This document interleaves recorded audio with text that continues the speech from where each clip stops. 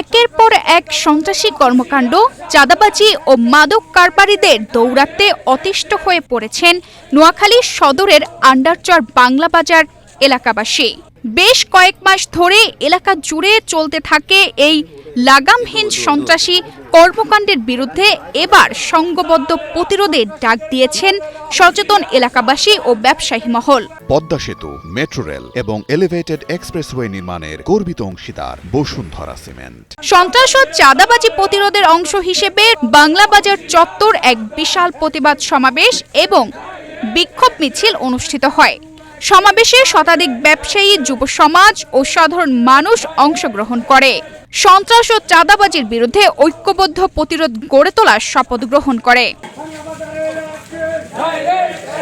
এলাকাবাসী জানান, নোয়াখালী সদর উপজেলার ২০ নম্বর আন্ডারচর ইউনিয়নের বাংলা বাজারে দীর্ঘদিন ধরে কথিত সন্ত্রাসী অস্ত্রবাজদের হাতে জিম্মি হয়ে পড়েছে।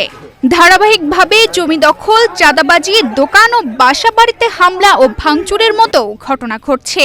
সম্প্রতি গভীর রাতে ব্যবসায়ী হরুন মিয়ার বাড়িতে হামলা চালিয়ে ভাঙচুর, লুটপাট ও অগ্নিসংযোগ করা হয়। এতে তার গৃহপালিত ৩টি ছাগল পুড়ে ছাই হয়ে যায়। এলাকাবাসীর দাবি, গত ১ মাসে এমন কয়েকটি ঘটনা ঘটেছে।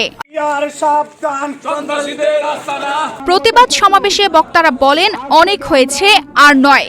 এলাকাবাসী এখন জানে কে বা কারা আমাদের এই শান্তিপূর্ণ এলাকায় সন্ত্রাস, চাঁদাবাজির রাজত্ব কায়েম করছে।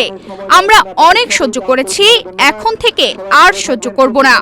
কাউকে আর বিন্দু পরিমাণ ছাড় দেওয়া হবে না। আমরা সবাই মিলে চিহ্নিত সন্ত্রাসীদের উপযুক্ত জবাব দেওয়ার শপথ গ্রহণ করছি। তানজিদা রহমান, ইনায়া, বাংলাদেশ প্রতিদিন।